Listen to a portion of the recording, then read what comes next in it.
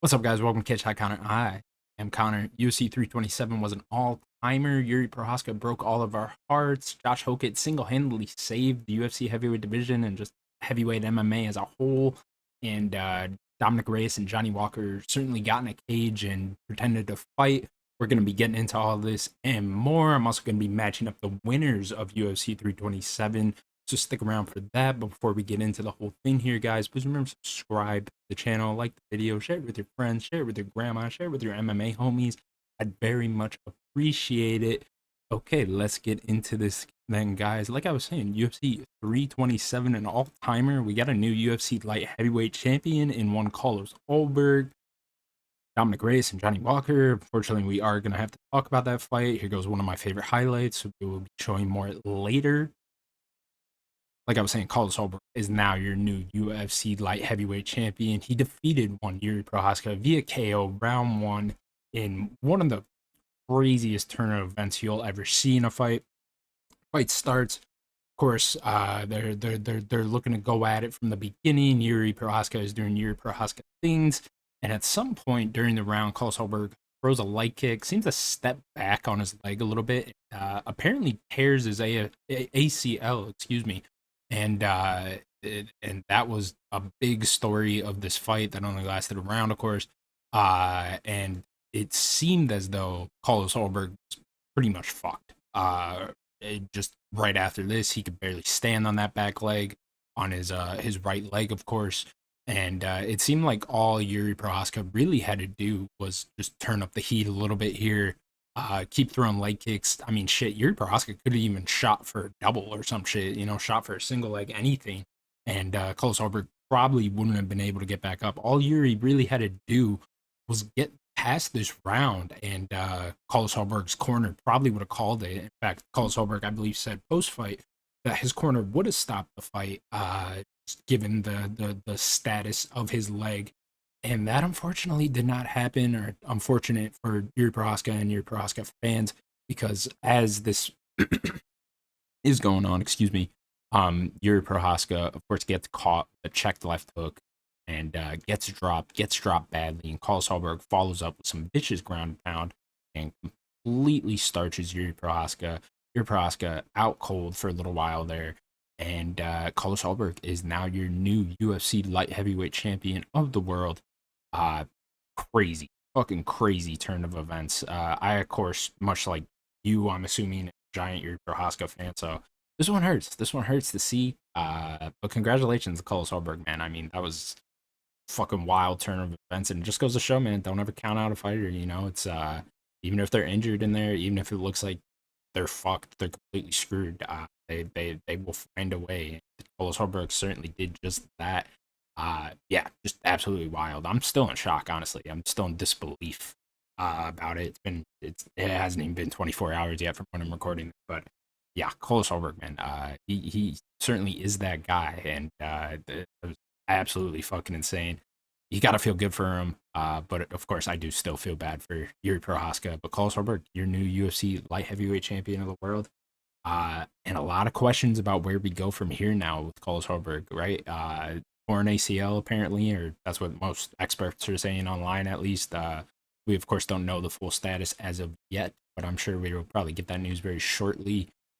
So what do you do with one Carlos Holberg going forward here? I mean, there's just a lot of options. He's certainly going to be out for a while now. It seems as though most people are saying around 9 months is the recovery time for torn ACL. So I'm not counting on Carlos Ulberg being able to defend this light heavyweight championship within the calendar year here, but possibly early next year. I'd assume UFC always goes to Australia or that sort of region of the world in February time. They did this February. They did the February before that. So I'm assuming that is probably more than likely when we'll see Carlos Ulberg fight again. As I had a guess, is he will probably headline the next February card in Australia or whatever city or continent they go to around then. Maybe they'll go back to New Zealand for him. That'd be cool. They haven't been to New Zealand in quite a while, I think. So maybe they get Carlos Ulberg to headline one of those. But that's so far away at this point that who knows who Carlos Ulberg's possibly going to be able to fight. Pretty much all the light heavyweight contenders are gonna have to get another fight in before Kolesoberg is even ready to return. So it could really end up being anyone. I don't even really have a good guess for you here. I mean, Ankalaev is out there, of course. Rumored to be fighting Robert Whitaker sometime in July. We'll see if that actually comes to fruition. But maybe the winner of that fight, I could see.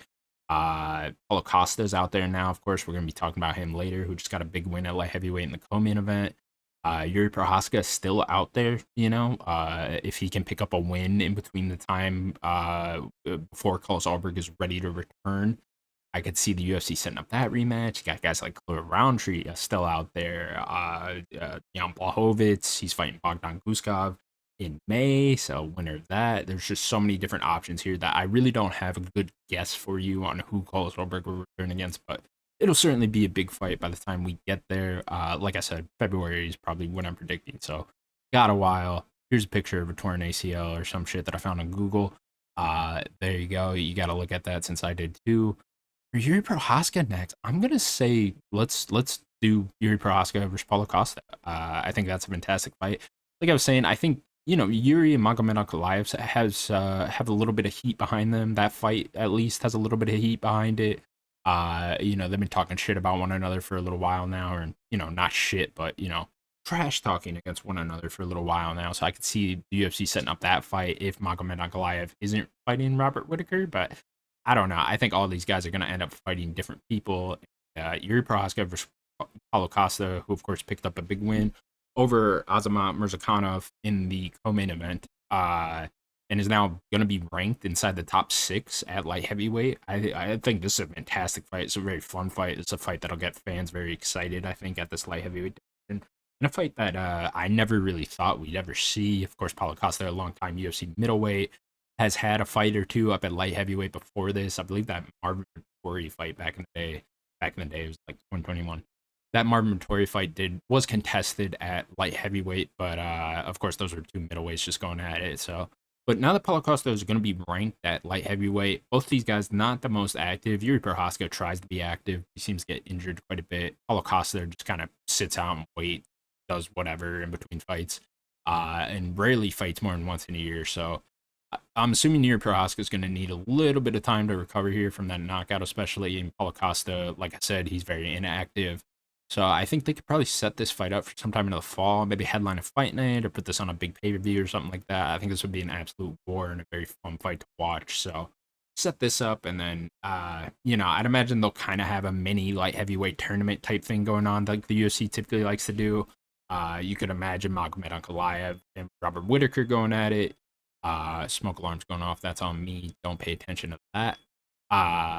So I could imagine the winner of Ankalaev and Robert Whitaker going at it, and then possibly the winner of that getting a title shot. Clear Roundtree, like I said, is out there somewhere. I'd imagine he's going to get it matched up pretty soon here. And then the winner of Yuri Prohaska versus Paulo Costa, should they set this up, would certainly set themselves up for a nice spot to possibly face Carlos Harburg by the time he comes back. But who knows? Who knows what things are going to look like? We're going to be waiting a long time for Carlos Harburg to fight again. So who knows what the division is really going to look like by that point in time. Speaking of Paulo Costa, in your co-main event, Paulo Costa defeated Azamat Murzakanov via TKO round 3 in an awesome fight. Really kind of going under the radar of how good this fight actually was.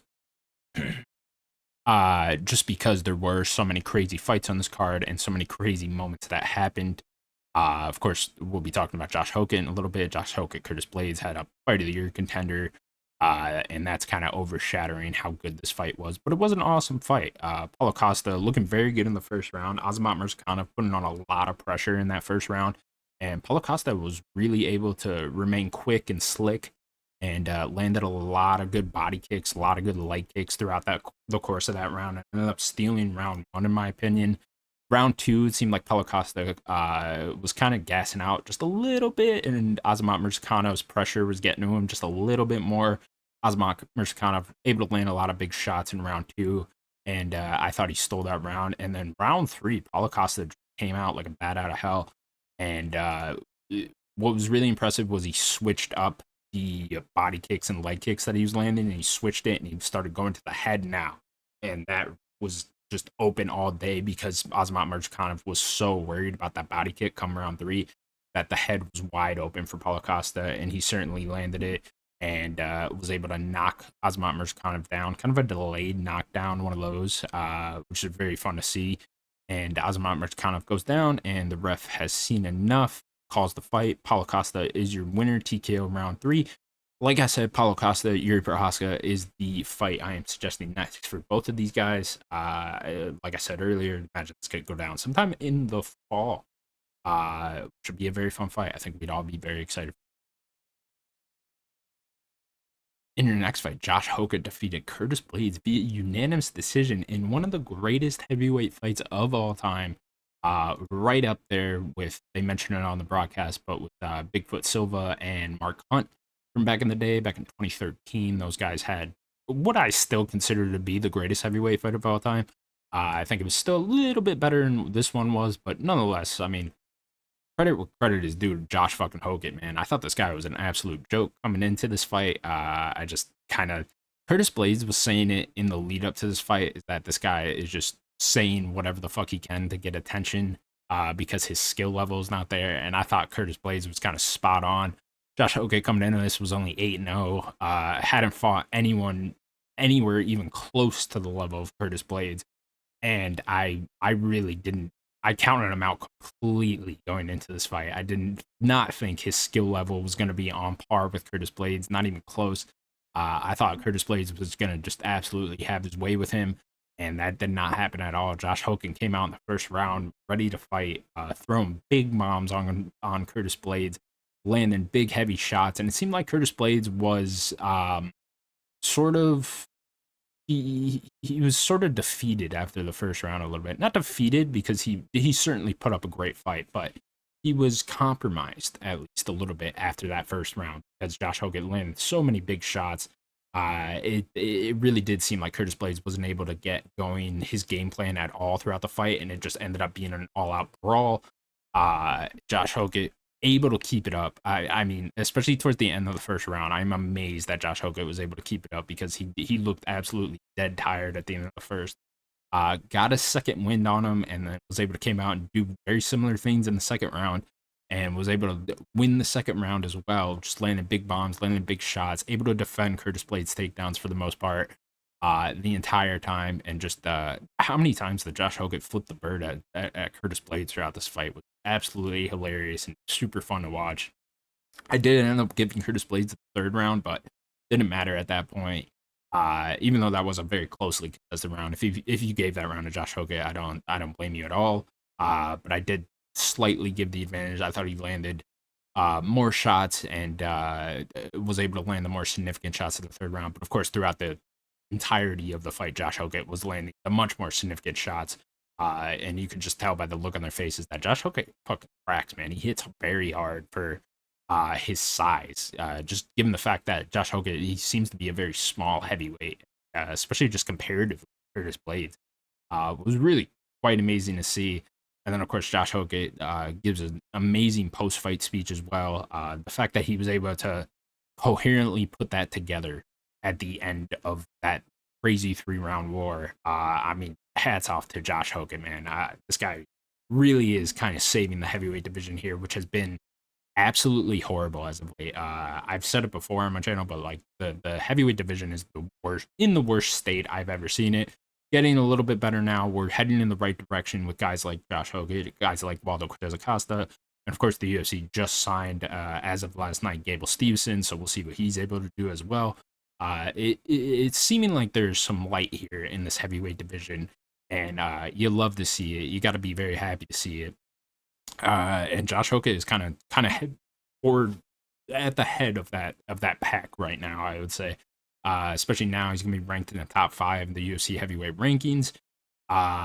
So yeah, man, Josh Hogan, he's here, he's legit. Of course, I mentioned earlier, Bigfoot Silva, Mark Hunt. I still put that one slightly above it, but absolute war. Hats off to both Josh Hogan and Curtis Blades. And we already have our next fight for one Josh Hogan. Of course, it was announced last night after the fight. Josh Hogan will be taking on Derek Lewis at the UFC White House event going down on June 14th. Awesome fight. Very glad they put this one together here. Donald Trump apparently especially requested this. At least he's doing something. And that's probably the best thing Donald Trump's ever done, is gotten this fight done. But yeah, so we're getting Derek Lewis, Josh Hokett at the White House. Gonna be insane. You gotta wonder if like something's gonna happen with the medicals for Josh Hokett. I am recording this on the Sunday after the fight, so nothing as of yet. And his face did look fairly good for the war he was just in, so I'm assuming this fight's a go. I will say about this fight, I mean, look, Derek Lewis is washed. He seems very washed in his recent fights. Although he did just knock out Taliesin Teixeira last summer. But nonetheless, I mean, he seemed very washed in that Wilder as a cost of the fight. He seemed very defeated in that fight, very deflated. Didn't look like Derek Lewis at all in that fight. So, and I've seen some early odds for the fight already. Josh Hokett on some sports books is like a minus 400 already.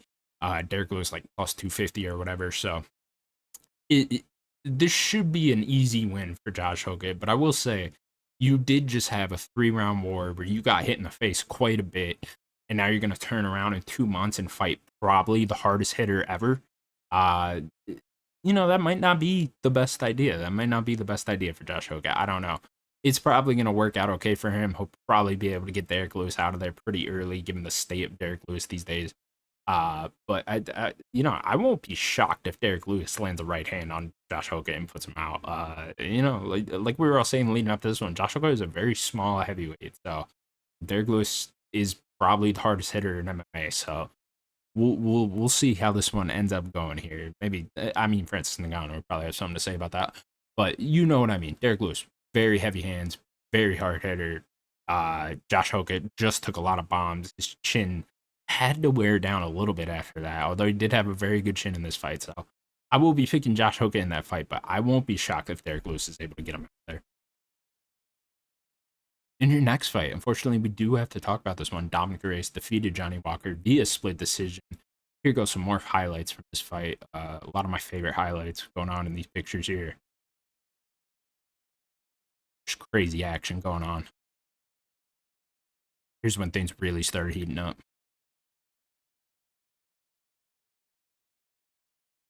Okay, I'm sorry I had to put you guys through that again. Dominic Reyes defeating Johnny Walker. Yeah, we don't have to talk about it too much. I thought Johnny Walker won, actually, personally, just given the amount of leg kicks he was throwing. But whatever. This is one of those fights where neither guy should win. They should just called it a draw. And a lot of times we argue about fighter pay, and fighters should get paid much more than they actually do inside the UFC. This is one of those fights where I'm like, no, they deserve exactly what they got paid. For Dominic Reyes next, I'm going to suggest Volkan Ozdemir too. I don't really know what you want to do with Dominic Reyes at this stage in his career. It doesn't seem like he'll ever be able to reach another UFC light heavyweight title shot, especially now given the fact that he's lost to Paul Solberg, who's the current champ. I don't think anyone's clamoring to see that again. He certainly didn't gain any fans in this latest fight.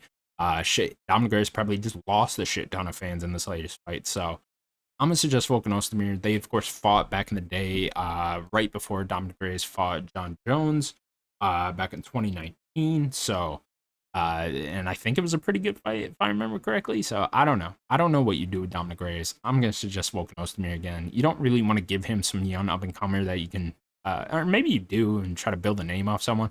I don't know. I'll be very curious to see what the UFC tries to do with him next. But Volkan Ozdemir 2 is the fight I'm going to suggest. Your last fight on the main card, Cub Swanson defeated Nate Landwehr via TKO round 1 in the feel-good moment of the night.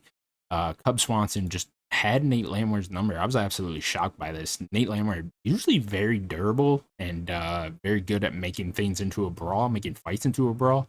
And he just was not able to get going at all against Cub Swanson. Cub Swanson was just on one tonight, his last fight ever. So good for him. You got to feel really good for Cub Swanson here. Able to get Nate Landwehr out of there in the first round. Just that right hand was just absolute money all night. And that's it. That's it for WEC fighters as well. And as someone who kind of grew up on WEC, I credit WEC for getting me into MMA as much as I am. It is very sad to see. End of an era here, man. WEC was my favorite promotion still.